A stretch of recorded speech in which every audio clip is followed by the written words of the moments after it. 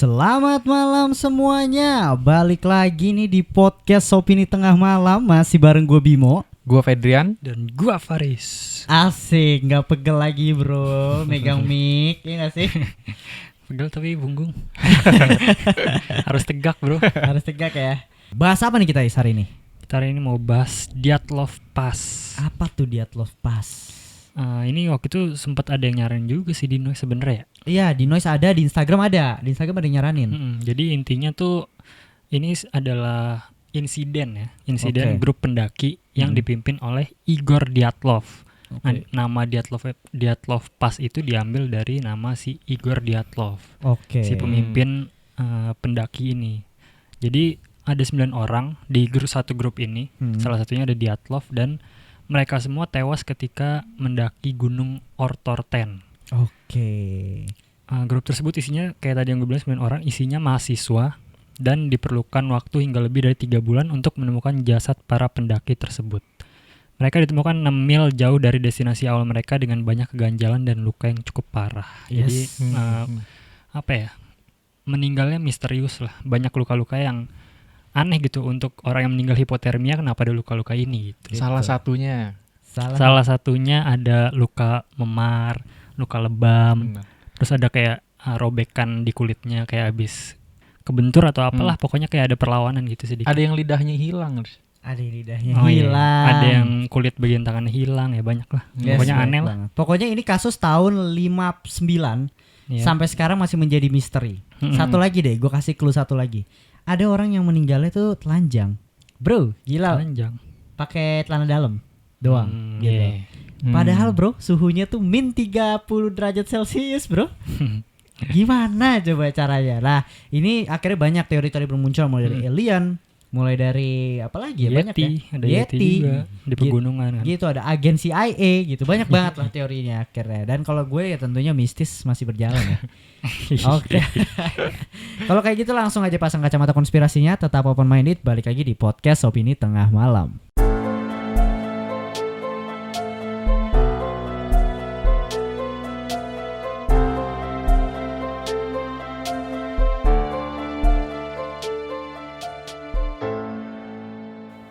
Nah, apa kabar para Noise? Nongkrong di Noise bareng Opini Tengah Malam ya.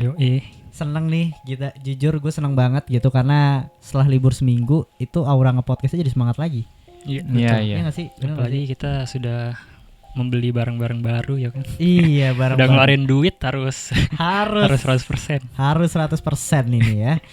Boleh dibacain dulu deh Is. Nih backgroundnya nih. Siapa aja? Backgroundnya nih sebelum kita jalan ke misterinya. Backgroundnya dulu. Pada bulan Januari tahun 1995, 10 pendaki yang berpengalaman berencana untuk mendaki ke pegunungan Ural. Pendaki tersebut diantara lain adalah Lyudmila Dubinina, Yuri Krivonischenko, Rustem Slobodin, Alexander Kolevatov, Semyon Zolotaryov, Yuri Dorosenko, Zinaida Kolmogorova, Igor Dyatlov, dan Nikolai Thibeaux-Brignol. Latihan ya bro ya? Gila bro. Gue makanya bacain backgroundnya seru Faris. Udah pusing ya. Karena gue gak bisa bacanya. Nah jadi di antara 10 pendaki tersebut ceweknya tuh ada dua ya guys. Ada 2. Ada 2. Sisanya cowok semua. Nah pendakian tersebut dipimpin oleh Igor Dyatlov. Mereka berencana untuk melakukan trip selama 3 minggu lalu kembali lagi pada tanggal 12 Februari. Nah satu pendaki yang bernama Yuri Yudin pergi lebih dahulu pada tanggal 28 Januari dikarenakan penyakit siatikanya kambuh. Dia berhasil mencapai trip terakhir menuju pegunungan Ural menggunakan kereta luncur. Tapi dia kembali ke kereta seluncurnya dan berjalan pulang ke rumah menggunakan kereta dan bus. Yudin merasa kecewa karena tidak bisa ikut bersama teman-temannya mendaki pegunungan Ural. Tapi keputusan tersebutlah yang berhasil menyelamatkan nyawanya. Nah, ini gue baca nih si siapa? Bro. Yuri ya? Iya, Yuri. Si Yuri ini Yudin. tuh dia perempuan nih. Iya gak sih? Lupa deh gue. Perempuan ya kalau salah ya? Kayaknya perempuan deh. Seinget gue perempuan gitu. Jadi dia manjat nih. Dia tuh mau naik gunung itu untuk naik level 3. Dia tuh emang profesional. Mereka tuh profesional level 2 setahu gue. Nah ketika dia berhasil manjat gunung Ural ini, mereka akan naik level, yaitu jadi ke level 3. Oke, nah mereka nih pengen nih yang namanya suka banget sama ngedaki gunung ya emang dia tertantang gitu. Nah mereka bersepuluh nih pengen nih ngedaki gunung bareng-bareng selama 2 minggu. Mulai dari berapa ya kalau nggak salah ya, dari start di akhir Januari sampai selesai itu 12 Februari gitu. Nah si Yuri ini dia itu pas nyampe di pertengahan dia itu gue lupa, dia tuh ada sakitnya tuh kambuh gitu, dan dia akhirnya memutuskan untuk pulang. Nah pas pulang pun dia sebelum pulang dia foto-foto nih sama orang-orang ini. Iya benar. Gila itu foto-fotonya merinding banget. Sumpah. Karena kan ketemu lagi kan sebelum jalan kan. Iya. Terus dia tapi nggak bisa ikut karena ada apa ya, ada penyakit otot gitulah, siatika. Dia tuh katanya tuh emang si Yurinya juga dia ngerasa sedih dan lain sebagainya. Cuma Iya, penyakit itu yang nyelamatin dia dari kematian, bro. Gila ya. Iya. Atau memang begitu? Apa? Atau jangan-jangan Yuri adalah juga. pelakunya. Enggak, tapi sampai dia pun juga menurut gue salah satu orang yang paling shock juga sih. Gitu. Gue yakin ya ketika dengar kabar si 9 orang ini menghilang gitu. Oke lah, kita lanjut dulu ya. Nah, akhirnya mereka tidak kembali pulang pada tanggal 12 Februari seperti pada rencana awal. Kekhawatiran tidak langsung datang, mengingat gunung yang mereka daki memang terkenal sulit. Mungkin saja mereka mengalami kendala saat berada di atas sana dan terlambat untuk pulang ke rumah. Keluarga merasa khawatir ketika mereka masih belum mendengar kabar hingga tanggal 20 Februari. Akhirnya search party dikirim di hari berikutnya. Oke. Dan mereka tiba-tiba menghilang aja gitu, nggak ada apa-apa, nggak ada kabar sama sekali. Nah, mistis. Mistis gak sih, bro? Mistis Masalahnya di gunung, bro. Iya, bro. Masalahnya apa, Bim? Ganjil. Coba kalau si Yuri ikut kayaknya enggak ya? Iya, begitu. 9. Kayak Dustin aja. Iya.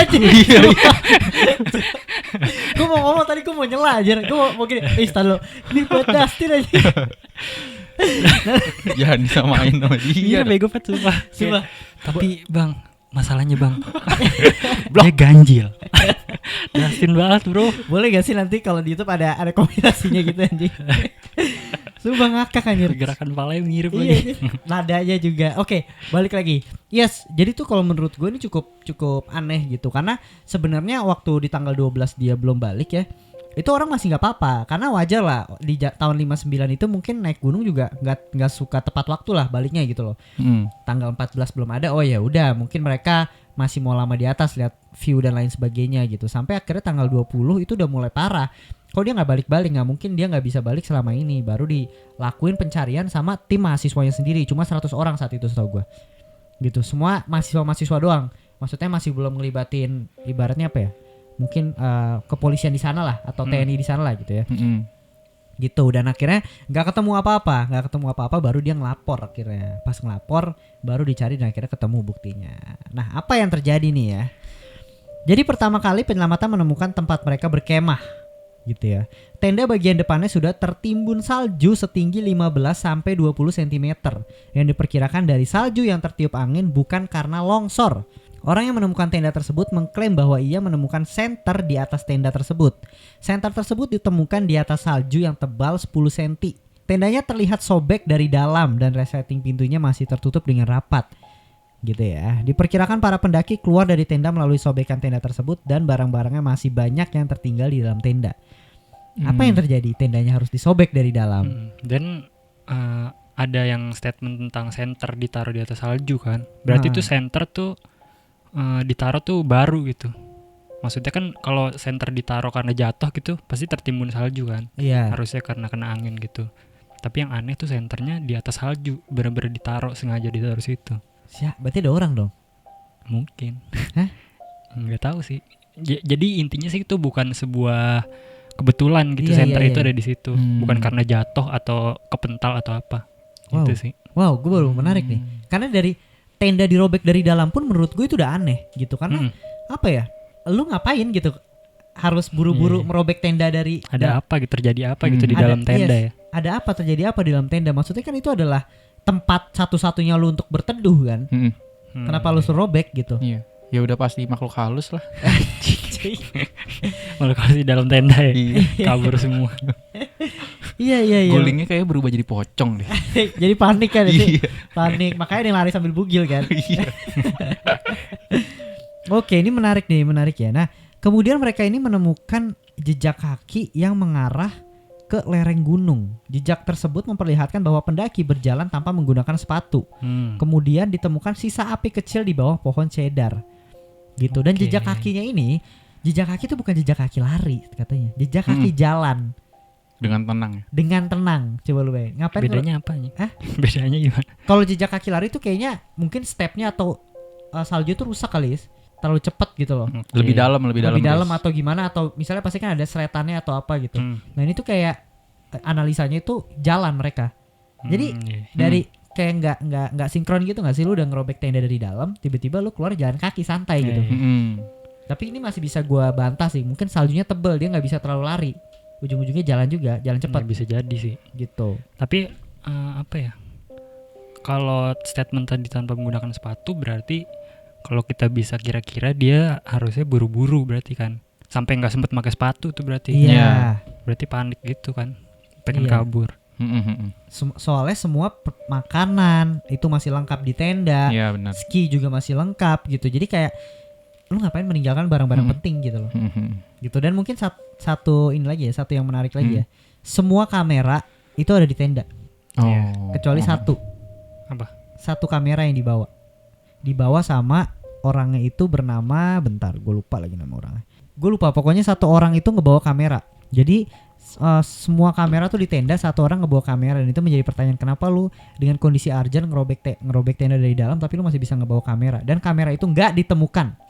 Gitu. Itu menjadi misteri sampai sekarang. Mungkin kalau mungkin ya wajar kali ya, kayak buru-buru bawa kamera lu satu-satu bawa gitu. Atau enggak emang keikat di lehernya kali. Nggak bisa jadi. Ada tali Oh iya gitu. bisa jadi. Oke, lanjut lagi nih ya. Tubuh pertama ditemukan di bawah pohon, dekat dengan bekas api unggun ditemukan. Di bawah pohon tersebut terdapat patahan batang pohon yang berserakan. Tubuh tersebut diidentifikasi sebagai Doroshenko. Dia ditemukan memiliki luka bakar di kepala dan kakinya, luka sobek dan memar, darah yang sudah mengering di bagian dahinya, dan juga zat berwarna abu-abu di pipinya yang mengidentifikasi paru-parunya yang mengalami pembengkakan. Doroshenko ini dinyatakan meninggal akibat hipotermia. Di dekat tubuh Doroshenko ditemukan tubuh Krivonisenko yang memiliki 2 luka sobek dan memar yang mirip dengan Doroshenko, tetapi bagian ujung hidungnya hilang. Tangannya juga memiliki luka bakar dan sedikit potongan knakal yang menghilang. Bagian knakal tersebut kemudian ditemukan di dalam mulutnya. Kematiannya pun disebabkan oleh hipotermia. Jelas itu aneh sih ya. Maksudnya pertama kali gue baca kasus ini tuh aneh anjir. Tiba-tiba kayak punya luka, terus bagian knakal tuh yang di ini apa sih namanya Fet kalau bahasa Indonesia? Buku jari ya. Buku jari ya. Heeh. Di buku jari nih, di tulang-tulang yang kalau lagi nonjok tuh ada yang bagian yang hilang gitu. Dan ditemuinnya di mulut lagi. Nah, itu aneh kan. Jadi tuh katanya di api unggun tuh, ini kalau nggak salah orang yang cuma pakai celana dalam ya. Gue nggak tahu detailnya sih. Dua orang yang pakai celana dalam doang. Pokoknya bajunya tuh enggak Pokoknya baju tipis lah. tipis. Paling Tipis. pakai kaos minimal. Katanya tuh, maksimal iya. pakai kaos. Dia tuh cuma pakai celana dalam, setahu gue. Pokoknya yang di itu cuma kebuka banget lah.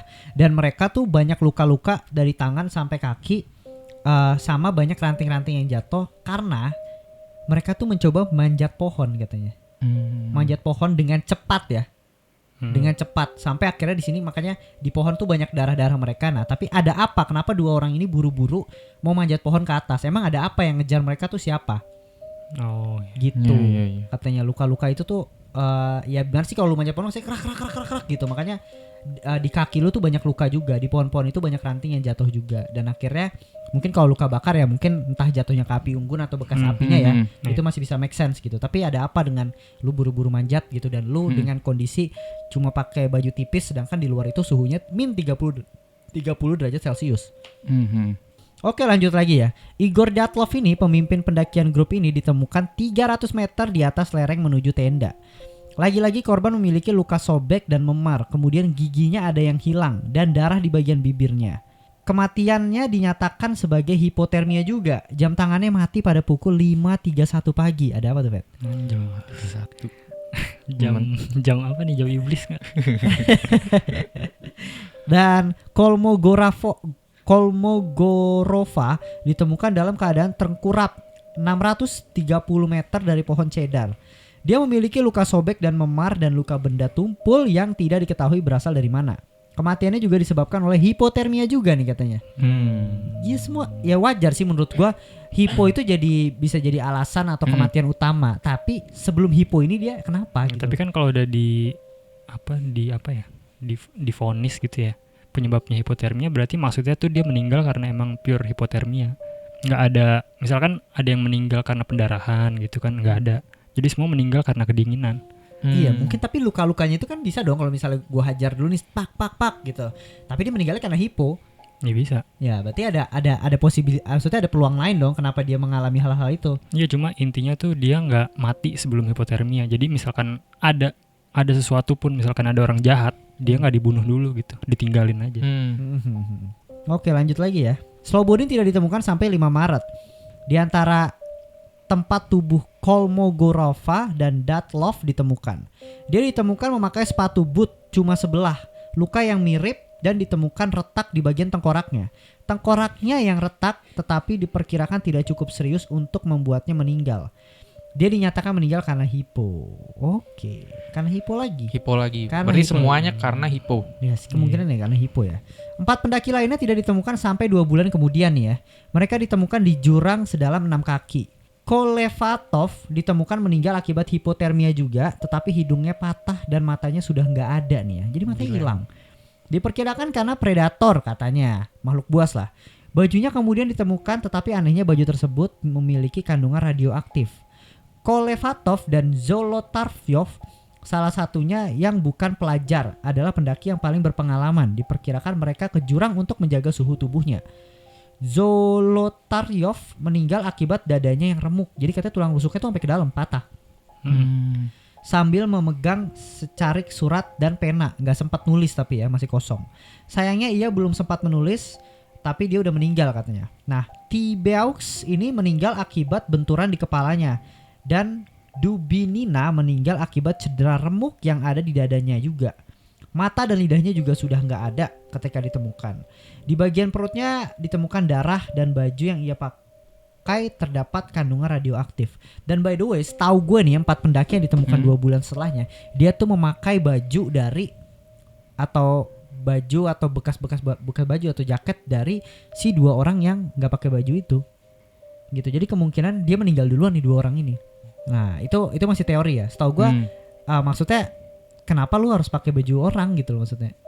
Iya. Maksudnya kalau 2 orang itu masih butuh gitu. Kayak gitu. Gimana bro sejauh ini sebelum kita masuk ke teori-teori gila nih bro? UFO. Gila nih. Ya sebenarnya yang bikin kita berteori liar sih radioaktifnya sih menurut gue. Radioaktif. Aneh aja gitu. Ini Tiba-tiba ada di apa Riz? apa ya? Kan ada radioaktif di SS orang Medan katanya, pas mereka kayak begitu juga kan ada radioaktif. Ketakutan ya. Iya, UFO. Oh iya. UFO. Iya dan katanya juga ini Fat, setahu gua apa ya? Tekanannya atau radioaktifnya itu tuh kayak misalnya tekanan remukan dada dan lain sebagainya itu butuh tenaga yang besar banget gitu. Kalau makhluk buas tapi jejak kakinya tuh cuma jejak kaki pendaki. Iya. Gak ada jejak kaki monster. Iya kan, menarik kan? UFO ya. UFO. Radioaktifnya sih emang aneh. Nah kalau radioaktif itu ada yang berpendapat karena background dari salah satu pendaki, gue lupa namanya, dia itu bekerja atau backgroundnya itu dari apa ya, kayak kimia gitu. Nah yang ditakutin tuh dia tuh kayak bawa zat-zat dari kimia gitu loh, yang akhirnya pas dia meninggal tumpah ke bajunya gitu. Itu background dari salah satu pendakinya tuh emang iya setahu gue. Tadi gue dengerin tapi gue lupa siapa di salah satu itu. Berarti Ada mistis kok di ya? bawah. Tadi gue baru mau ini buat teori terakhir gitu. Oh buat teori terakhir ya? Nih. Udah gue bacain dong. Iya. Ada. Oke lah kalau kayak gitu bacain teori kali ya. Oke, kita masuk ke teori pertama. Teori pertama. Pastinya ada tindak kriminal. Salah satu kemungkinannya adalah tindak kriminal. Satu teori menyatakan bahwa mungkin salah satu pendaki adalah seorang double agent yang sedang membawa sampel radioaktif dan sedang mencari agen CIA yang ada di area tersebut. Oke. Tetapi ketika terjadi sesuatu, agen CIA tersebut mulai menyerang dan terjadilah perkelahian yang menyebabkan grup tersebut terpecah. Zolotaryov, Kolevatov, dan Krivonisenko adalah yang diduga sebagai mata-mata jika teori tersebut benar.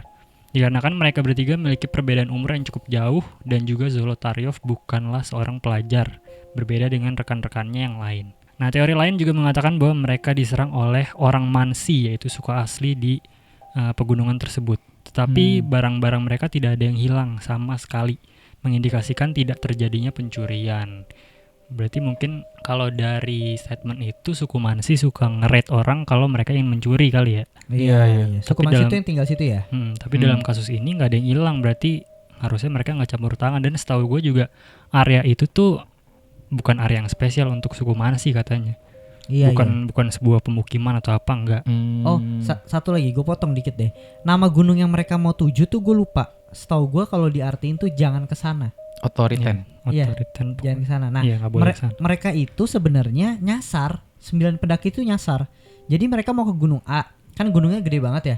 Akhirnya karena ada badai atau karena apa, mereka tuh malah salah jalan gitu, melipir ke yang dia berkemah ini. Nah, akhirnya di daerah itu tuh gue lupa nama gunungnya. Nah, nama gunungnya lagi juga ini juga nama gunungnya kalau yang tadi jangan ke sana satu lagi ada, gue lupa deh. Ini Pokoknya ada, pokoknya kayak warning gitu ya. Iya. mereka melanjutkan ke jalan ke Kolatsyaki. Nah, Itu artinya Dead Mountain bagi orang Mansi katanya. bukan. Oh. Gila ya, nama gunung di sana ya. Udah jangan ke sana. Gunung kematian kayak. Iya, emang terkenal bahaya banget. Iya, gitu. Oke, boleh. Lanjut lagi deh. Terus ada juga yang berteori bahwa terjadinya pertengkaran di grup tersebut. Jadi kayak berantem aja gitu grup tersebut orang-orangnya. Bisa dilihat dari beberapa luka memar dan patah tulang di bagian hidung salah satu pendaki. Tapi teori tersebut juga masih mengganjal. Kenapa para pendaki semuanya meninggal akibat hipotermia, bukan dari luka. Dan juga tidak ada bukti yang mengindikasikan bahwa mereka punya rasa benci terhadap satu sama lain. Yes, bener sih. Ya menurut lu gimana tindak kriminal ini? Kayaknya tindak kriminal awalnya gue mikir iya, karena robek dari dalam mungkin ada pertengkaran dari internal gitu ya, yang Berantem akhirnya lalu di luar ya. Iya. Jangan di sini di luar dong. berani di luar gitu kan.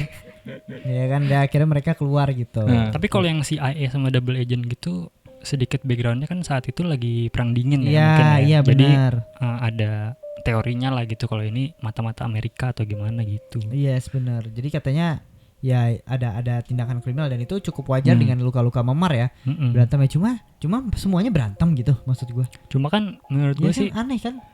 mungkin kan harusnya dicek backgroundnya kan, dan nggak terbukti apa-apa sih menurut gue harusnya. Kayak pasti kan kalau ada teori itu cek nih si Zolotaryov mata-mata bukan. Kayaknya harusnya digituin tuh satu-satu. Iya. Tapi kayaknya nggak ketemu apa-apaan. Mungkin Iya. jadi teori ini dibuang aja gitu. Apa Gua nanti gua aja? ada satu Apa? teori sih Apa? yang menurut gua paling masuk akal gitu. Apa? Nanti dong kalau masuk akal apa nih? Oh ya udah lanjut lu deh lanjut. Apa nih? Lanjut lu aja. Lanjut dulu aja. Ini favorit lu mau bacain gak nih, Fet? Ya, lu lah bacain lah, Fet. Supranatural. Gila, bro. Supranatural. Oke, jadi ada teori supranatural. Ada 2 faktor yang membuat Dyatlov Pass dikaitkan dengan supranatural. Yang pertama ditemukannya radiasi dan foto yang diambil dari kamera milik T-Box Bricknell. Oh, berarti dia nih bawa nih. Di foto tersebut terlihat sosok misterius yang berbentuk mirip Yeti atau Bigfoot. Sosoknya aneh seperti makhluk yang tidak memakai baju dan berwarna hitam dari kepala sampai kaki. Genderuwo kali nih. Gendro nggak tandingin, bro. Legenda Yeti juga diyakini oleh suku asli gunung tersebut, suku Mansi. Tetapi selain yang disebutkan yang di atas, buktinya tidak ada yang meyakinkan. Banyak pertanyaan yang timbul seperti tidak adanya luka cakar dan gigitan. Selain itu juga, jika memang adanya makhluk yang menyerang mereka, mengapa mereka masih sempat membuat api di bawah pohon cedar? Gitu. Oke. Iya Tapi sih, aneh. fotonya serem sih anjing. Iya, ya Kalau tuh ada lihat ya. tuh. Iya, Tuh fotonya. kayak aneh banget gitu. Bukan orang aja nih. Masa hitam semua dari atas sampai bawah. Terus gede sih itu. Ini fotonya ngeri sih. Iya, kalau seandainya itu foto benar itu ya menurut gue itu makhluk di sana sih sebenarnya. Entah itu Yeti atau Bigfoot ya. Iya, tapi kalau dilihat di zoom gitu ya, kayak nggak ada siluet jaket, hoodie. Kan Bener. kalau pendaki gunung pasti kan wajib ada hoodie-nya dong. Ini nggak ada sama sekali gitu siluet celana, hoodie. Ini kayak bener-bener makhluk berbulu. Terus juga nggak gitu, mungkin serem. pohon sih itu dari fotonya. Iya anjir kayak ngintip. Kayak siluet orang bener, siluet orang gede. Ini sih misteri ini. Gua Misterinya menurut gue di sini juga nih. gue punya teori menarik tentang itu si Yeti ini. Kenapa? Ini Rusia kan, di Rusia kan. Lu tau nggak? Ini masih mitos ya, mitos di Rusia sana ya. Gue nggak tahu benar apa enggak, tapi gue pernah bahas di podcast. Yeti pertama yang namanya Zara, ditemukan di Rusia juga. Lo tau nggak itu si Zara ini Tahu. case-nya? Mm. Ini di Rusia juga. Hmm. Jadi cewek berbentuk kayak dibilang sih Yeti atau Bigfoot ya. Heeh. Ditemukan di sana, akhirnya di powernya di penjara, tapi lama-lama sikapnya jadi baik. Tapi ada yang perkosa itulah pokoknya intinya. Terus jadi yang kita bahas di Discord ini ya kayaknya. kita pernah bahas Discord kan? Iya, Kita pernah bahas pernah. Discord. By the way, kita ada Discord ya kalau kalian mau join. Nah, kayak gitu. Nah, gue jadi kayak kenapa di Rusia lagi muncul si Yeti ini karena setahu gue anaknya ada, tapi anaknya setengah manusia kan. Masa jadi Iya di sini iya aja? iya. Anaknya jadi tinggal di gunung. Enggak, maksudnya mungkin nggak cuma dia doang, nggak cuma Zara doang. Gitu loh. Maksudnya masih ada spesiesnya dia ternyata gitu. Karena Iya. nggak pasti menurut gue suatu legenda, suatu mitos itu terbentuk karena adanya Ada yang lihat. ada yang lihat gitu. Mm-mm. Gitu bener gak sih? Ya entah itu sekelebat akhirnya dia pikir apa gitu, tapi menurut gue ada yang lihat gitu dari Iya. bentuknya, dan akhirnya penglihatan itu satu persepsi sama ada orang beberapa yang lihat, akhirnya jadilah nih si Yeti atau Bigfoot ini. Dan paling masuk akal menurut gue makhluk yang tinggal di daerah min 30 derajat Celcius apa sih selain Yeti? Paling macan atau singa, serigala gitu ya. Iya. Masih Iya kuat paling situ kan. itu sih. Sisanya nggak ada gitu loh menurut gue. Mhm. Oke, menarik. Iya, Yeti ini gimana? sih misterinya. Iya sih. Gue itu. penasaran banget sih ini yang difoto sebenarnya apa ya? Tapi Atau bener cuma fotonya ini ngeprank kan- atau apa? Fotonya T-Box sebenarnya. Ini benar foto ini. Iya Atau sih. emang cuma ngeprank nggak atau mungkin lagi dah. iseng gitu. Prank Ya, kayaknya dah. ya cuma kan nggak tahu orangnya, masalahnya udah kagak ada anjir. Nggak bisa ngasih statement. Iya sih. Cuma sejauh ini misterius banget anjir. Gue ngeliatnya tuh kayak anjir apa bener nih ya? Nemu Oh. Yeti gitu. Gue merinding lagi. Apa mungkin benernya tuh sebenarnya mereka ngerobek dari dalam tuh ada suara kenceng kali. Suara kenceng teriakan nih analogi gue ya. Ada suara kenceng teriakan dan atau apa mereka akhirnya ngerobek dari dalam kabur tuh. Ya maksudnya mungkin di dalam tenda hangat kali ada orang yang masih belum pakai baju atau mau ganti. Akhirnya pencar kan. Nah, si itu bawa kamera untuk barang bukti. Tapi ini kayaknya bukan kamera yang itu kan, kamera itu nggak ditemuin kan? Lupa gue ditemuin apa enggak, pokoknya sempat hilang. Tapi mungkin ditemuin nih ini. Karena satu kamera doang yang dibawa setahu gue. Mhm. Jadi kayaknya menurut gue ya masih wajar sih kalau dia diserang sama Yeti ya. Iya nggak sih? Iya iya. Gila nih, menarik juga sih. Mantep sih itu fotonya sih parah. Iya. Nah, kenapa dia mencoba manjat? Ya kan itu masuk akal tuh. Kenapa dia nyoba Tapi manjat? Yeti kan bisa manjat lah kayaknya. Ya, Masa bro. Yeti Ini nggak cuma bisa yang nggak manjat? masuk akalnya kenapa dia bikin api? Hah? Apa buat nakutin kali ya? Nakutin Yetinya takut sama api, siapa tahu. Iya bisa jadi sih. Nggak buat lingkaran Iya sih. baru gue nggak buat lingkaran ya. Pakai topi bodoh. Oke, selanjutnya ada teori alam nih. Alam Badukun. Alam Badukun. Alam Badukun itu apa ya? Itu lagu. Oke, teori alam nih ya. Jadi alam tersangka paling logis dari insiden dari Dyatlov Pass ini. Longsor salju sudah bisa dipastikan tidak terjadi katanya. Nah, karena jika dilihat dari kondisi tenda mereka hanya tertimbun sedikit salju. Jika longsor terjadi, tenda pasti tertimbun sampai nggak kelihatan gitu. Jejak kakinya pun pasti sudah tertutup jika longsor terjadi. Secara logika mereka pun tidak bisa lari dari longsor. Skenario yang memungkinkan adalah Kotabik Wine atau angin Kotabik katanya. Nah, menurut Geologinesia, angin Kotabik merupakan angin lereng. Angin Kotabik ini juga sering disebut sebagai angin jatuh atau angin gravitasi. Angin Kotabik terbentuk ketika permukaan gunung menjadi lebih dingin daripada udara di sekitarnya. Hal ini memaksa angin untuk bergegas menuruni lereng, kadang-kadang dengan kecepatan hingga 80 mil per jam. Anjir, cepet bro, main. Iya, Jadi iya. Kayak naik jalan tol ya. Iya ya. Gila. Nah, ini Kayaknya gara-gara ini David di bio kita ada health and nutrition. selalu ini kali ya. Yang pas kapan tuh kita bahas yang edukasi. ada ininya, Apa? ada sainsnya kan. Iya. Waktu itu kita pernah bahas. Ada edukasinya. kenapa health and nutrition anjir? Ada edukasinya loh. Nah, tapi angin ini tuh ditemukan kalau nggak salah setelah apa ya? Setelah ada pendaki yang nyoba kayak simulasi gitu kan sebenarnya. Iya. Gitu Iya, akhirnya benar. ditemukan Mhm. si angin Iya, Kotabik jadi ini. pada tahun 2019 beberapa petualang asal Swedia mengikuti jalur yang dilewati oleh pendaki Dyatlov Pass. Nah, dia ngikutin perjalanan itu persis semirip mungkin pokoknya. Dia pengen tahu gitu terjadi apa aja sih.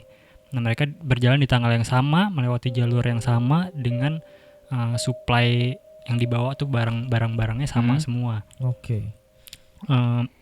Dan pas mereka melakukan itu, mereka mengalami cuaca yang sangat ekstrim dan pergantian cuaca yang tidak bisa diprediksi. Nah, akhirnya mereka menyimpulkan bahwa angin katabik adalah penyebab terjadinya insiden Dyatlov Pass. Oke. Itu sih, keren sih. Apa Dan jadi efeknya gimana anginnya? Contohnya? ya anginnya itu nggak bisa diprediksi gitu. Jadi dari apa ya? Dari dataran tinggi ke bawah cepet gitu, 80 mil per jam kecepatannya anginnya. Jadi mereka ketabrak gitu maksudnya. Anginnya kenceng banget, kayak angin kenceng lah pokoknya. Itu masuk akal ketika mereka panik dan harus ngerobek tenda dari dalam, mungkin itu masuk akal. Tapi kan jejaknya ini santai. Kalau ada longsor gitu Ya karena harusnya bukan angin. Karena Kalau jejaknya santai menurut gua masih masuk akal karena mereka ngelawan angin. iya nggak bisa lawan angin, Gitu. terlalu kenceng. Terlalu kenceng. Cuma apa yang menyebabkan mereka hilang lidah itu, mata dan lain sebagainya? Kalau Itu- itu sih predator sih ya. Kalau yang dijelasin. Kalau Oh. hilang-hilang organ ya. Gue kayaknya ada yang lupa nulis. Pokoknya salah satu yang kehilangan buku tangan. Heeh. Nakalnya itu katanya tuh dia sengaja ngegigit itu biar tetap sadar nggak hipotermia. Oh iya masuk akal. Iya, jadi dia gigit tangannya sendiri sampai kulitnya lepas gitu biar dia kesakitan dan tetap sadar gitu nggak kalah Iya, sama wajar hipotermia. sih. Oh iya. Karena kan ketika lu hipo kan Smart juga ya. lu mati rasa kan sebenarnya. Iya benar. Gitu. Smart juga anjir ya. Oke, seperti itu ya. Gimana bro teorinya bro? Oke, paling gue nambahin satu teori yang menurut gue paling masuk akal dah. Apa? Oke. Jadi ada ditemukan nih foto Bim Hmm. di dalam pada saat mereka mendirikan tenda tuh si Dyatlov nih ngebuat pipa. Jadi pipa buat masak. Jadi mereka tuh masak di dalam tenda, terus asapnya keluar dikasih cerobong gitu. Nah, dan teorinya tuh pada saat mereka udah selesai masak, baranya tuh ini lagi, nyala lagi gitu. Makanya tuh tenda bagian atasnya tuh dibolongin biar asapnya keluar. Tapi karena mereka asapnya nggak hilang-hilang dan udah mulai batuk, sesak nafas karena asap, akhirnya mereka ngebolongin sisi tendanya terus akhirnya keluar dari situ. Oh, iya. Makanya jejak kakinya tuh nyantai. Kalau lu kebakaran kan lu keluar dari situ nyantai kan, berarti kayak lu udah Terjadi selamat. apa-apa ya. Iya bener. Nah karena tendanya udah hancur, udah kayak kebakar gitu, akhirnya tuh mereka memutuskan untuk jalan lebih jauh ke dalam hutan buat ke tempat penampungan. Oke. Jadi tuh ada tempat penampungan di dekat situ gitu. Tapi mungkin karena mereka juga yang tadi lu bilang kan nyasar ya. Iya. Jadi mungkin mereka juga nggak tahu, Kehilangan arah lah ya. iya kehilangan arah, nggak tahu jarak pastinya. Akhirnya tuh mereka ya tersesat gitu. Makanya tuh matinya tuh ada jarak-jarak ya. Iya, matinya tuh. Jadi ada yang jarak-jaraknya. pertama tuh katanya teorinya tuh si yang nggak pakai baju tuh karena dia memang lagi tidur mungkin kan. Jadi bajunya kan tipis tuh, buru-buru keluar. Ya udah mereka di situ yang buat api dulu. buat api. Jadi kayak yang bajunya lebih hangat nih, jalannya lebih jauh lagi ke dalam hutan gitu. Buat nyari duluan. Buat lah ya. nyari duluan. Nah, yang nyari duluan itu ya matinya satu-satu. Dan yang paling dalam jatuh ke jurang gitu. Jatuh ke tebing. Terus dalam tebingnya itu ada batu-batu akhirnya kehantem kan pas jatuh. Gitu. Iya, udah fix. Makanya ditemukan kalau nggak salah tuh gue nggak tahu ya, tapi katanya tuh ditemukan 1 hari sebelum mereka dinyatakan menghilang tuh ditemukan satu foto orang bajunya tuh katanya kebakar-bakar. Jadi kemungkinan tuh kayak bara apinya tuh gitu loh. Kenain bajunya. Gitu. Terus Gila gue ya. itu teorinya masuk akal juga sih. Menurut gue paling masuk akal ini sih. Karena Iya. ada fotonya, ada cerobongnya gitu. Terus juga oh ya ada tulang-tulang di dalam tendanya. Kayak bekas mereka makan gitu. Ini masuk akal sih. Itu paling masuk akal menurut gue ya. Hmm. Ya, dan meninggal karena hipo dan lain sebagainya. Mungkin kalau yang tadi ya benar sih kata Faris, lidah dan lain sebagainya mungkin cara mereka untuk tetap sadar kali ya. Iya. Tapi Iya, kalau iya. yang lidah atau mata kayaknya sih emang Predator ya. predator sih kayaknya. Iya sih. Oke, kita bahas deh semua teori dari yang kita udah sebutin. Mana yang paling masuk akal bro? Gue kayak Fedrian deh. Gue sih tetap mistis deh. Karena di fotonya katanya di Yeti. terawang-terawang ada ops gitu. Yang Ops, orang Indo lagi. Karena ini bro, kalau orbs gitu ya kamera jadul anjir. Gila loh. Berharap apa deh? Coba tahu iya kan namanya salju ya nemplok di lensa bisa ya gue. Terus ada pengakuan nih gue dari Apa? imanya Dyatlov, katanya perasaannya iya. udah nggak enak. Oh iya benar. Enggak, waktu itu gue baca. Padahal gue bohong. Enggak, tapi Percaya nih. enggak yang gue baca bukan setan sebenarnya tapi Kita ntar emaknya dikatain jadi kong kali kong. beda ternyata beda guys. Beda. Yang gue baca si ibunya justru kayak percayanya tuh ada campur tangan militer, Vet. Oh. Jadi dia kayak nggak percaya anaknya meninggal karena apa ya kecelakaan atau apa. Oh, gue tahu. Gue ada satu teori lagi nih. Gue lupa nih bener apa enggak tapi ya. Jadi area itu, area yang tadi mereka tinggalin kan mereka salah jalan ya. Nah, area itu adalah latihannya si militer Rusia sana untuk nyoba alat-alatnya.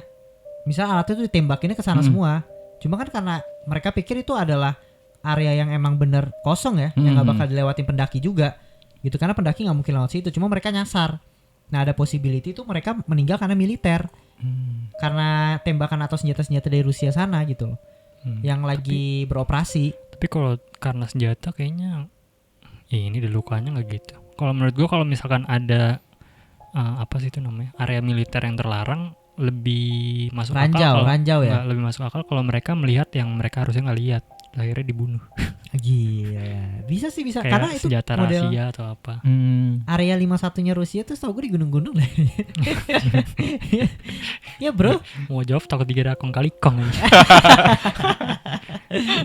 Tapi ada satu teori juga kemarin yang menyatakan kalau di daerah situ tuh itu gulag tuh kayak penjara Rusia gitulah. Jadi ada yang berteori kalau mereka terlalu dekat sama gulag dan dikira Tahanan yang salah satu kabur ya? tahanannya, iya. Ada teorinya begitu juga.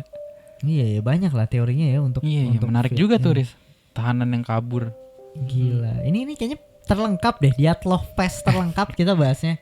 Iya. Dan tambahan faktanya katanya siapa ya, salah satu yang kameramennya itu dia ngelihat ada baju kayak merasa bukan milik dari grup itu. Kayak bajunya baju jadul gitu loh, tahun 40-an. Gitu. Apakah Oke. itu bajunya penjahat yang kabur gitu atau apa? Oke, menarik banget. Oke lah kalau gitu untuk segmen Dyatlov Pass ini.